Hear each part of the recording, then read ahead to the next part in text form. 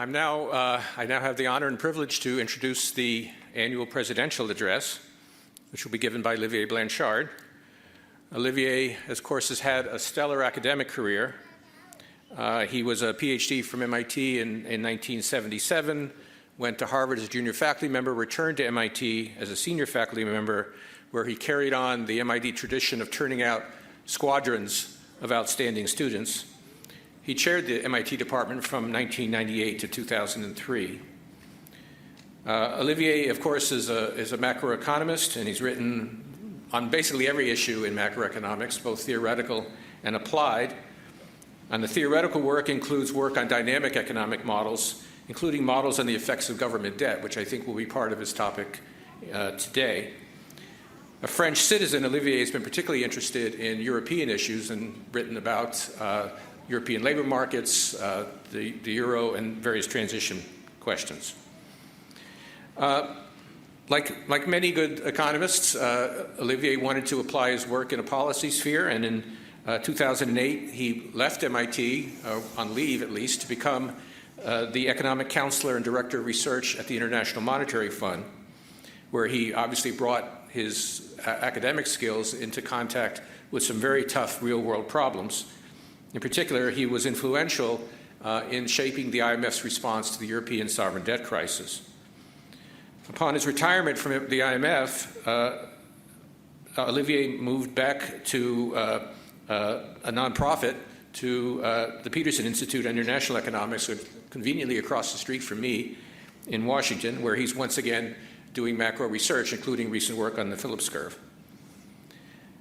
Olivier has done a tremendous amount of service to the American Economic Association. He was the founding editor for AEJ Macro and helped put that journal on a course of excellence where it is today under the leadership of Simon Gilchrist.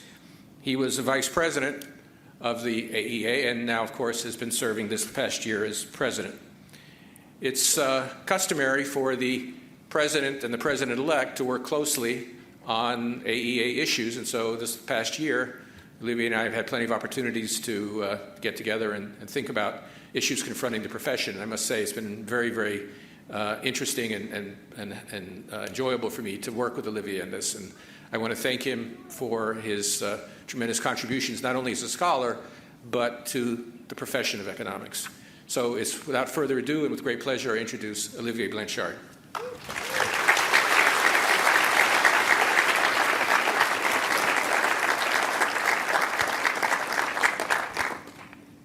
I was going to start by allowing Parag's kids to leave the room, given that they may not be into fiscal policy as much as I am.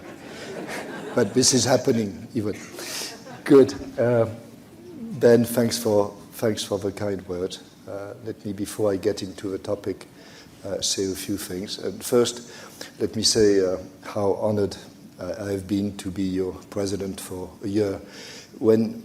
When you become president of the EAEA, and you actually have to look closely at what the EAEA does, you're extremely impressed by the scope of activities and good things that the EAEA does, be it about mentoring, be it about training, be it about helping some of our members. And not only that, but even more so, you're impressed by how many people give up a large portion of their time to make it happen.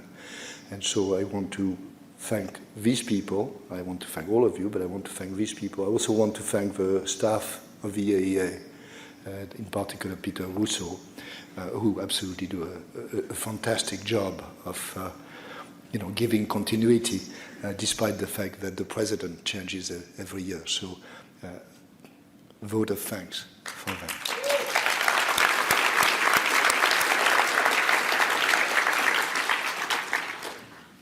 Now let me plunge into the lecture itself. When you have to do a presidential lecture, you can do two things. You can basically do a summary of the last 100 years of your research, or you can actually take a new topic to which you will, or a new question to which you would like to know the answer. And that's in the second mode, so it's more tentative, but maybe more interesting than the alternative. The motivation for the paper is very simple. It is in the three facts at the top of the slide.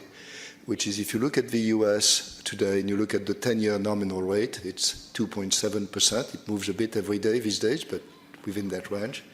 If you look at the forecast of US nominal growth, it's about 2% real, 2% inflation, so about 4%, which means that the expected value of, I'm going to use R and G, R for the safe rate and G the growth rate is minus 1.3%, so negative. The rate is expected to be below the growth rate by 1.3% annually.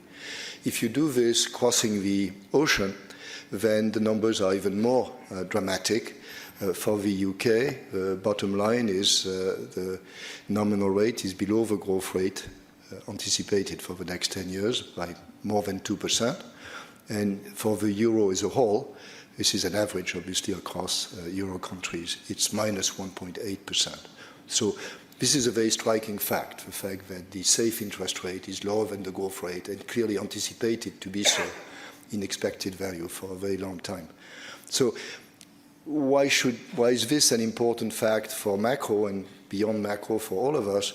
I think there are two motivations or two reasons to care. The first one is theory, which is that if the interest rate is less than the growth rate, then formally the intertemporal budget constraint that the government typically faces becomes irrelevant. In that environment, if this is going to be the case for the future, you can do what's known as a debt rollover. You just issue debt, and then you never repay. You basically let the debt increase at rate R, so you don't accumulate the interest, but the economy is growing at rate G. And if G is greater than R, then the debt to GDP ratio will slowly come down without you ever having to raise taxes. So it looks like an interesting case to think about. Intertemporal budget constraints are in a way, and this is a bit of an exaggeration, but fundamental part of modern macro. We are all facing intertemporal budget constraints. So what happens when it looks like the government doesn't face such a constraint? So that's the theoretical motivation. The policy motivation is as strong, and in particular it is very strong for me, which is how costly is public debt. There is a sense that public debt is incredibly costly, and you hear calls for dramatic decreases in public debt. So in Europe, there is a call for fiscal austerity, which is trying to decrease the debt from wherever it is by having primary surpluses. In the US, we have the opposite, which is very large deficits and the worry that this is crazy stuff. So the question is, should Europe do it? And should the US stop to do it? And in that context, I think that environment is the one we have to think about. So let me give you a sense of what I want to do. I'm going to present my conclusions in 5 steps. So the first one, I'm going to look at the past and look at the interest cost of the debt over the past N years in the US. I've done the exercise for other countries, but I'm not going to talk about it here. Maybe the surprising conclusion, at least to those of you who have not looked at the numbers, is that R less than G is actually the rule rather than the exception. As I'll show you, there is one decade in which it was not true in the fairly distant past. So this suggests that indeed you can do these debt rollovers, you can issue debt, and then if the future is like the past, then you can basically get away without raising taxes. So in a way, this says there is no fiscal cost. We can discuss the semantics, but you can see what I have in mind. You don't need to raise taxes in order to finance the additional debt. Now, the fact that you do not, or you may not have fiscal cost means you can do it, but doesn't mean you should do it. And then you have to think about the welfare implications. And if you issue that, you're going to reduce capital accumulation. And basically, in any realistic model we have, that's going to happen, Ricardian equivalence being more or less irrelevant. The question then is, what is the rate that we should be looking at? Under certainty, we have these dynamic inefficiency results, which most of you probably remember. You compare the interest rate to the growth rate. The question is, under uncertainty, there are many interest rates. There is a safe rate, which is what I've been talking about, and then there's a risky rate, which is the average marginal product of capital. One is clearly lower than the growth rate for the moment, the other is bigger. Which one should we look at? So there'll be a bit of theory, but the conclusion is both matter. The main one is actually the safe rate. The safe rate gives you a very strong signal, even about not only about the fiscal cost, but the welfare cost as well. But the other one matters. Then I'll do simulations, mostly because I have nice pictures to show you, which will basically make the same points in 3 dimensions, and will give you a break from the bit of algebra which comes before. The fourth step is what is the average risky rate. And here, if you look at the average profit rate of corporations, it's fairly high. It's much above the growth rate. We're talking about numbers around 10% rather than growth rates of 2 or 3%. What I will argue, building on the literature which I have not contributed to, but I'm a consumer, is that it may well be that a large part of the profit rate is actually rents rather than marginal product, in which case the right thing to look at is the marginal product, and that's actually it's much lower, and therefore maybe the cost of debt by implication may not be so high. I'm going to do all this in a fairly structured environment, model, but I cannot leave it there. This is not a seminar, but a larger lecture. So in the last section, I'm going to be much more informal, both in the presentation but also in the paper, and think about the many other arguments which can be given in favor or against debt. And I will end with a conclusion at the end.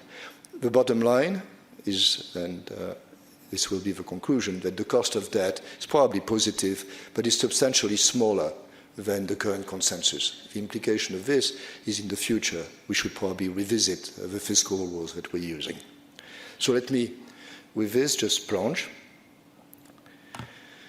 So here I plot the nominal growth rate in red and the one-year T-bill rate, both nominal, starting in 1950. Now, I've done the work going back much further, but I think that the distant past is less and less relevant, so 1950 looks like a good time to do it. You can see that they are not always, that they go back and forth between being above or below, but the basic number that has to be, which is important, is the one at the bottom, which is that the average nominal growth rate since 1950 has been 6.3%, and the average nominal one-year rate has been 4.7%. There's only one decade, the 1980s, when Paul Volcker did disinflation, in which the rate went much above growth rates, but otherwise, for all the other decades, the inequality holds. So this notion that we're in a completely new environment is actually false. It may not be structural, but at least it's something that has happened fairly steadily in the past. So that's a starting point, but the one-year T-bill rate is not the relevant rate of interest to the government for a number of reasons, and the maturity of the debt is not 1 year, and so on and so on. So what I do in the paper, I will go relatively fast, is construct an adjusted rate, which is the interest cost of the debt, taking into account some of the features that you would want to take into account. So the first one is clearly the maturity of the debt matters, and in general, the long rate is a bit more expensive than the short rate, so you have to adjust for that. So I do that. The other, which may be a bit more controversial, but I think is okay, which is that part of the interest payments are actually recovered in the form of taxes. Many of the holders of public debt, of government debt, actually pay taxes on the interest that they receive. And so you probably want to deduct that. Now, this depends on two things. This depends on the rate, the tax rate relevant for the holders. Some holders have zero tax rates. Some holders have positive ones. And again, it depends on the proportion of holders who don't pay taxes at all. So, for example, foreign holders who are public, like the Bank of China, or private foreign investors, don't pay taxes. So you have to do this adjustment. And it used to be very relevant. It is less relevant today because the proportion of holders who don't pay taxes has gone up, and the implicit tax rate is smaller, but it is not irrelevant. So when you do this, then you get this picture. So this is, again, the red line is the same as before. It's the nominal growth rate. And the blue line is the adjusted nominal rate with the adjustments that I've talked about. So in terms of summary statistics, since 1950, the average nominal growth rate is 6.3% as before, but the average nominal adjusted rate is 3.8%. That comes partly from the period where the inflation rate was very high, so nominal rates were very high, so taxes, which are nominal payments, were very high. Today it's much less relevant than it used to be. The rate, according to his computation, for the year 2018 is 2.4%. So again, the inequality holds, again, not in all decades except one. Now, it's interesting to do a counterfactual experiment and say, well, suppose that at time t, say 1950 or 1960, we had a level of debt and we had not increased taxes thereafter. We basically had maintained a zero primary balance, so we had not raised taxes in response to the debt. What would have happened? Well, the implication of what I've shown you is that that would have declined over time, and this is a picture of what would have happened if at a given date we had decided, okay, we have debt, we don't repay it, but we don't have an additional primary deficit, which typically we've had, right? And what you can see is that in all cases, debt would have decreased over time quite a bit. The way to read this picture, so for example, the green line, is I normalize all the debt at 1950, 1960, 1970, and so on at 100, and then I just see how they come down over time. So you can see that they went down a lot. During the 1980s, R is very close to G, and therefore it's nearly flat, and then it comes down at the end. But another way of saying this is if in the past we had done debt rollovers, we would have succeeded. We would basically have been able not to increase taxes in response to the additional debt. Now, whether we can do it in the future, I'll come back to it both empirically and theoretically, but it is a very important fact. I mean, we cannot just start from the assumption that R is greater than G, and therefore it is a more complex issue. So let me now move to the second step, which is suppose fiscal rollovers are feasible. You can actually do that. You don't need debt rollovers are feasible. You can do it. Should you do it? And that's a question not about the budget of the government, but the welfare of the people, right? And it could be that you can do it, but it's not worth. It basically decreases welfare. Now again, the way to start there is to start with a model which must have been familiar to all of you at some point in life. Even the non-macro people, which is the overlapping generation model, the diamond model, under uncertainty, which you probably suffered through at some point. In that case, there is no uncertainty, so there's only one interest rate, and then the answer is very simple. If the interest rate is less than the growth rate, then you can issue debt and do a debt rollover, and you should. So the welfare effect has the same sign as the fiscal effect, and you do it. The issue is under uncertainty. You now have many rates. And I've been focusing on the safe rate, assuming that US government debt was safe, but there are risky rates. I mean, the average rate of return on stocks or on marginal product of capital. And so the question is, which one should you look at? Because clearly one is on one side of G and the other is on the other side of G. So here, with apologies, I'll do a little bit of algebra, but I'm going to proceed in two steps. I'm going to review the result in the certainty context, and then I'm going to go to uncertainty and show how things are different. So this is the algebra you have to suffer through. This is a model in which people live for 2 periods. There is a new generation every period, so a period is about 25 years or so. People have utility from being when they are young, when they are old. This is the utility function. In the first period, so C1, consumption is equal to the wage. They work in the first period, they have a wage. They save an amount of capital, K. And then I'm going to introduce, yes, I should have gone back actually and say something that I didn't say. I'm going to proceed in two steps, certainty and uncertainty, but I'm going to look at something simpler than debt. I'm going to look at an intergenerational transfer, so a pay-as-you-go system. We know that there is a close relation between the two. It's slightly easier to think about the intergenerational transfer, so a pay-as-you-go system in which you tax the young and you transfer to the old, and then I'll extend it to debt later. So with this correction, D is indeed the transfer. So you basically take D from the young. This is the tax. You take D from the young, and you give it to the old. So when you become old, your consumption in period 2 of your life is equal to the rate of return on capital, which you have invested, your saving, plus the transfer that you receive. Okay. So in this case, in this model, R is the gross marginal product of capital, not the net, and D is the transfer. Production is given by a regular production function, which is written here. So this is it's a simplified version of what you would want to have, but it's the simplest one to present. There is no growth. There are movements in output, but no growth. We are going to be looking at the growth rate of return. Now, what I want you to realize is that the condition corresponding to little r greater than g or less than g translates into a condition about big R greater than 1. Right? So what I'm going to be looking for is whether R is less than 1 or greater than 1, and what are the welfare implications of that. Okay? So now let me give you the intuition for what happens under certainty. And here I'm going to paraphrase Diamond in a slightly different way, but it's the same thing. There are basically two effects.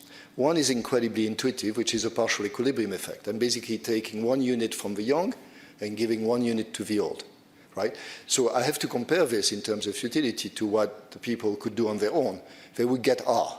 So if R is less than 1, then clearly the transfer, which gives 1, dominates investing in capital and getting R. If R is less than 1, the transfer will increase utility. That's a rather straightforward result, okay, in which case, clearly, the partial equilibrium effect will be positive. There's a general equilibrium effect, which is as you increase the transfer, people will decrease the saving that they do. It will decrease capital accumulation, which we think is the main effect of debt on capital accumulation. So what's going to happen is that there's going to be a price effect. Because there is less capital, the wages that they get in the first period will be smaller, but the rate of return on capital will be a bit higher, right? The capital-labor ratio will be a bit lower. And so in this case, there's an implicit transfer from the change in prices, which is a general equilibrium effect. It turns out that at the margin, this is also, the implicit transfer is also 1 for 1. What you basically lose in the wage, you gain in terms of a higher return on capital. So in this case, it turns out that the general equilibrium effect goes exactly in the same direction as the partial equilibrium effect. And so if R is less than 1, thank you, if R is less than 1, then a transfer is good and utility increases. Okay. So the point that the other point I want to make here is that the second effect depends on how much prices react. And so this depends on the elasticity of substitution in production. If production is linear, prices don't move. And in this case, the only effect present is partial equilibrium. It's the first one.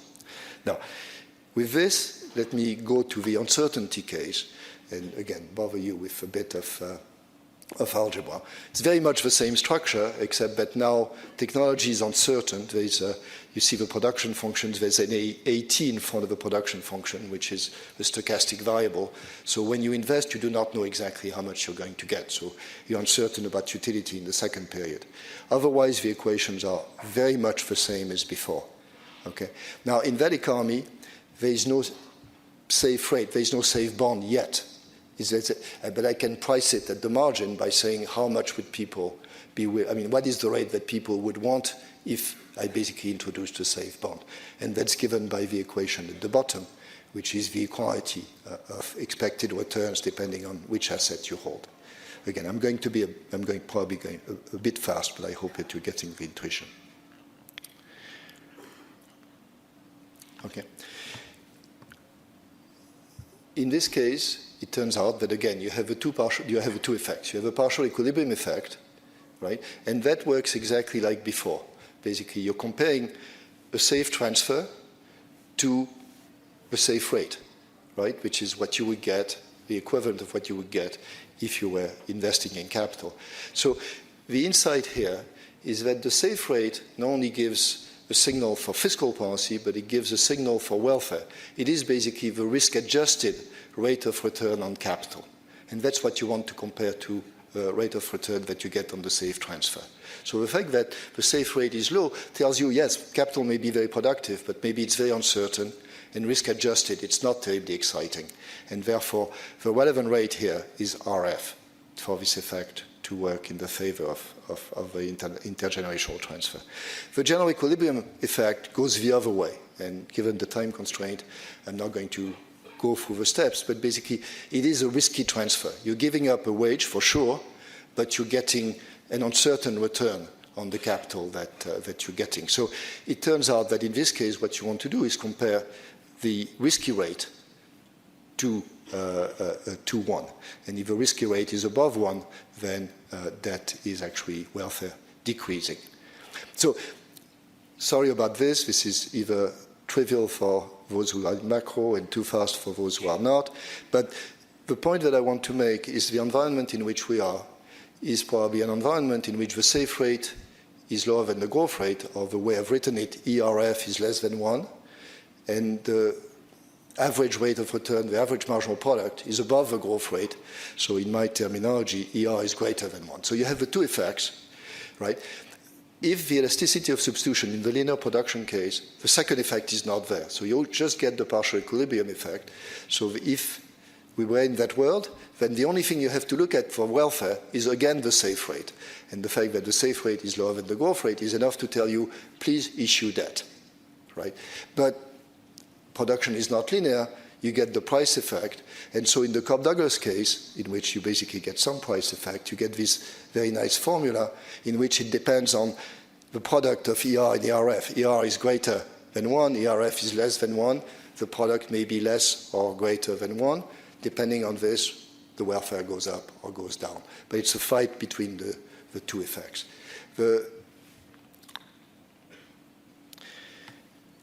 Let me just see if I give you a conclusion at this point. What I want you to remember from that is, from the point of view of analytics, the safe rate is very important because not only is it the cost of borrowing for the government, but it is also the perception that people have of a risk-adjusted rate of return on capital. And that's what they are going to compare debt to or transfer to and so on.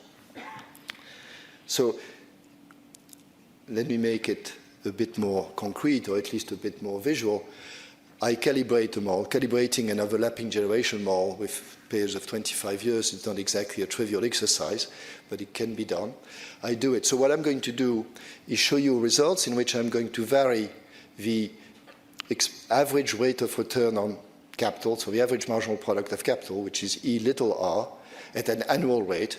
So I'm going to look at cases where it is equal to the growth rate, in which case it's equal to 0 because it's a difference between this and the growth rate, or it's up to 4% above the growth rate. So if the growth rate is 2%, I'm looking at average marginal products up to 6%. So that the difference is 4%. And then for the riskless rate, I'm going to look at values of minus 2% to 2% above growth. So if it's minus 2%, if growth is 2%, then this means that I'm looking at a case in which the expected, the average safe rate is 0, 2%, minus 2%. And 1% means that I'm looking at a case in which the riskless rate is 1% above the growth rate. Let me just show you pictures. So this is the case in which you only have the partial equilibrium effect. So the price effect is gone. This is just partial equilibrium. This is the case in which production is linear, so you don't get the price effect. And so the only thing which matters in this case is the safe rate. Now, you know, these three-dimensional diagrams I've learned are hard to absorb, but let me try to help you with what it does. So look at the extreme right, the blue lines. So this is the effect on welfare in general in that picture. Okay, and so if you go all the way to the right, this is the case where the riskless rate is 2% below the growth rate, right? And what this shows, and on the other axis, the axis which is on left, I look at different values of the average marginal product from equal to the growth rate to 4% above. And what you see here is that the only thing which matters is the safe rate. If the safe rate is minus 2% or 2% below growth, the effect on welfare is positive. The effect of an intergenerational transfer is positive no matter what the marginal product is. Okay? So in this case, you clearly get a positive effect of that in the current context. The problem is clearly that we don't live in the linear production function world. There are price effects. So let me show you how it looks in the Cobb-Douglas case. So again, go to the dominoes which are the furthest out.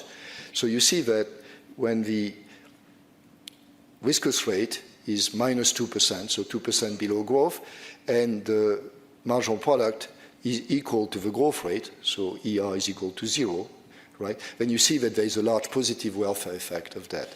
But if you're in an economy in which the viscous rate is close to minus 2%, but the risky rate, or the average risky rate, is, say, 4% above the growth rate, then the relevant domino of the relevant bar is the upper yellow one at the end, which is negative.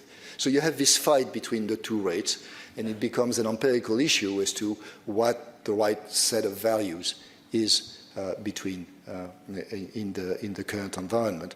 But the point is, it could be that it is actually positive. So let me move.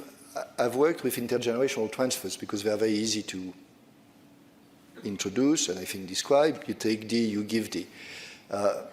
Debt is a bit different. You issue debt, and then you maintain some level of debt, for example, by you pay the interest on the debt, and then if the interest is less than 1, you issue more debt in order to maintain the same level.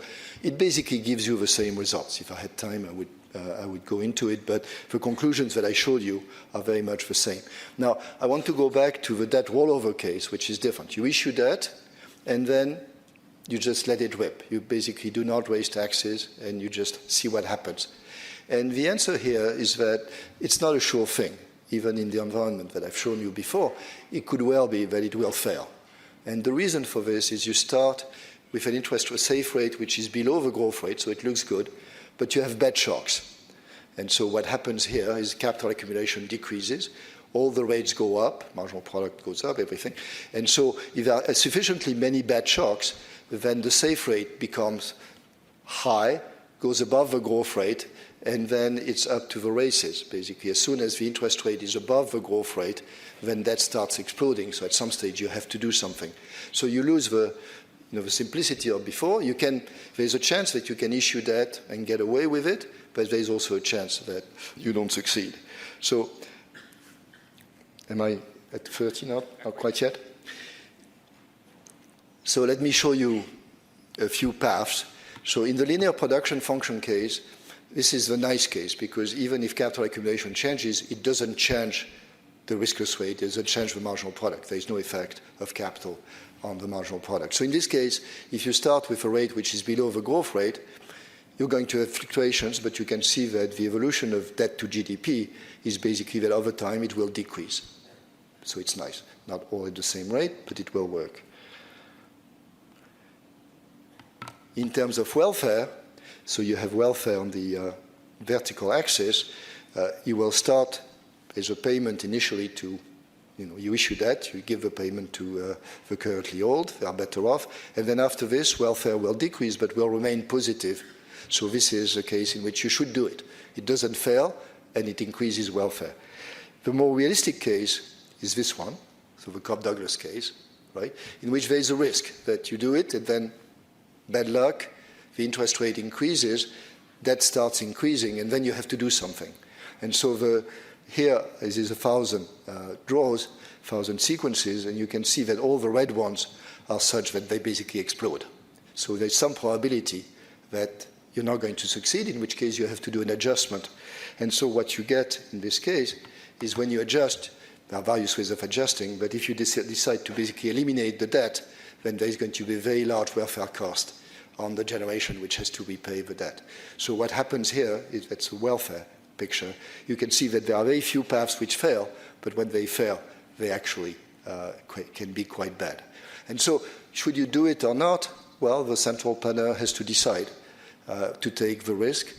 For the calibrations I've done, it may make sense to actually do it, especially the social discount factor is high. You get a lot at the beginning from the issuance of debt. You take a risk later, but it is not. It can go either way for the parameters which I believe the most. I think it's worth doing to some extent, but that's hard to assess. Okay, let me turn to the. So what I've shown is that we're in an environment in which it may be that you can do debt rollovers. They may not work with probability 1, but they may work, and they may be worth from a welfare point of view as well. Now, clearly, if, remember, whether welfare increases or decreases depends very much not only on the safe rate, which I've talked about, but on the marginal product.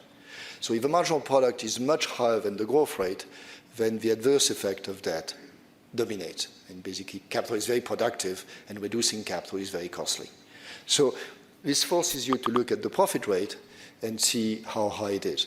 And the issue here is that the profit rate may be a mix, is likely to be a mix of the marginal product of capital and rents.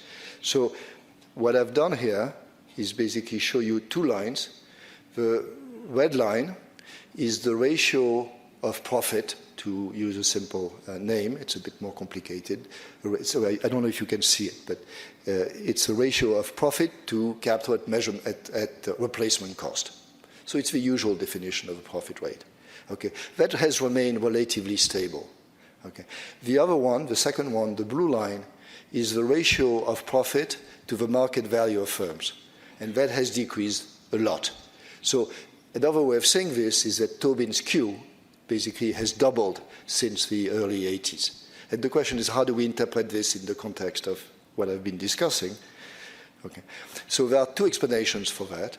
And again, there is a lot of research, not by me, but by others on this issue. It could be that we're mismeasuring capital, that intangibles are much larger, and therefore, when we're dividing by capital, we're not dividing by the right number. The right number is much bigger. The other is no. There may be mismeasurement, but they're pure rents, and they have increased a lot. In which case, in both cases, both of these conclusions, from my point of view, I don't care which one is right, this implies that the marginal product of capital is lower than the profit rate, correctly measured. And therefore, when I do a computation, I find that the average marginal product of capital is around 5%, which is about 3% above growth, which means that going back to my previous work, the previous model that you saw, then we're in the part where how far below growth the safe rate is and how much above growth the average marginal product is the place where the welfare cost of debt may be relatively small. Again, I'm not going to take a stand on whether it's positive or negative, but potentially small. Let me now move to a much broader discussion, which is clearly I've left a very large number of elements out in that discussion on purpose. So I want to discuss the benefits and the cost of debt, and that could be, a lecture by itself, but I want to make a few points. The first one, on the benefits of debt. I've focused on the effect on steady-state utility in what I've shown you, but I've ignored the fact that in the first period, initially, debt was used for something. It gave utility to the old if it was a straight transfer or it did something useful. I didn't take this into account. If you have a social discount factor, which is 1, that's fine. You should be you're basically looking infinitely in the future, and only the steady state matters. But if you give more weight to current generations than future generations, then this is going to make the computation more favorable to debt than otherwise. The second, I think, is important in the current context, especially if we get back into a recession, which is debt issuance to reduce the output gap. So the argument has been made that if we are in a recession and the zero lower bound is binding, then we should use fiscal policy. We should basically use deficits in order to prop up demand. Now, that's a separate argument from the one I've given, but it complements my argument very much, because it says you should do it. In addition, it's not very costly, because this is exactly the type of environment where the interest rate is far below the potential growth rate, and therefore the cost of debt in that context may be very, very small. So there are two reasons, basically, to want aggressively to use fiscal policy when you're at the zero lower bound or the effective lower bound, and mine and then the previous one. Then, obviously, the third point goes without saying, that if you use debt to finance public investment and the rate of return, the risk-adjusted rate of return on public investment is high, which I believe, then you should do it. So let me move more to the costs. And I think there are three different arguments, probably some things that you've been thinking about as I was talking. The first one is I've assumed that the risk rate really reflects the preferences of individuals. It is really what people think is the risk-adjusted rate of return on capital. That may not be. And you have environments in which you have what's known as financial repression, in which you tell the banks, please hold the stuff, you have no choice, at a very low rate. In this case, clearly this is not reflecting preferences, it's reflecting a distortion, in which case you should be looking at another rate than the risk rate. Now, there is no such thing today as formal financial repression in the US, but there are liquidity ratios. Liquidity ratios have very good reasons for being there, but basically they lead banks to hold maybe more safe bonds or safe government bonds than they would like, and therefore there is a possibility that the safe rate is a bit lower than it would be otherwise. So that's something that has to be taken into account. I think the second reason is something that many of you have in mind, which is, well, okay, and the past is the past, but what about the future? How can we be sure? You've shown that in expected value it works, but maybe the safe rate will become higher than the growth rate again. This is the whole discussion of a secular stagnation. And you have my friend Larry Summers thinking that, well, that's going to be the case for structural reasons, and there are people who say, no, it may actually go away. Okay. So I think here there are 2 points to make. The first one is, even if there's uncertainty, the US government can actually, at this stage, lock in, probably not the whole funding, but part of the funding, by issuing index bonds, right? And so at this stage, the US government can basically issue index bonds, inflation index bonds, at less than 1% for 10 years, and at roughly 1%, 1.1% for 30 years. So it can lock in, basically, a real cost of debt for the next 30 years. What is the probability that growth, the average growth rate over the next 30 years, will be less than 1%? I think it's very small. So although we have to worry about reversal, it looks as if we can basically lock in quite a bit. The other is, even if this is going to last maybe for 10 or 20 years, but not forever, then it's still the case that if you issue debt today and you don't repay it, when time comes to actually pay more, the debt to GDP ratio will be lower than it would have been otherwise, and therefore the burden of debt will be lower. So it still makes sense, even if you think it's not going to be there forever, to take into account the fact that for some time it actually makes debt not very costly. The last point may be the most difficult one to handle. It's probably not very relevant for the US, although given the way policy is going, it might become, which is, I've been looking at the good equilibrium. Basically, investors look, they are willing to lend at the safe rate, the government doesn't have to raise taxes, therefore there's no reason to think that there's going to be default, and therefore it's safe. Now there's another equilibrium, typically, in which the investors, for whatever reason, think that, well, it's risky, ask for a spread, a risk spread, and then it makes it risky, because then the rate that the government has to pay is greater than the growth rate, and it may not be able to pay it. So how do we handle that? And so one way of handling this is to say, well, let's reduce debt to zero, in which case the problem will go away. The problem is in practice, that's a bit difficult to do. And so what you're doing is, if you say you embark onto fiscal austerity, say, you're going with great effort to go from 100% of GDP to 90% of GDP in 5 years. If you don't have monetary policy which can offset it, it may be very costly. The probability that there is another equilibrium 90 is about the same as the one that there is another equilibrium at 100. Namely, the only way you can eliminate multiple equilibria is by having levels of debt which are so low that no matter what, the government will be able to pay the safe rate. And this happens at much lower debt levels than anything that we can hope to get to in the short or the medium run. So I think this issue of multiplicity is a relevant one, but it should not be handled by trying to reduce the debt by 1 or 2% a year if it's costly in terms of output. It has to be handled in other ways. I discuss it in the paper, longer maturity, or a contingent rule in which you respond if investors start increasing interest rate, you increase the primary surplus, and that makes them behave. But I think that's a serious issue to think about, but again, there's no simple solution to it. decreasing debt sufficiently to avoid the problem is basically out of the realm of things which can be done. So let me conclude something which has been too fast, but that's what happens when you work on the lecture for too long. You have too much to say.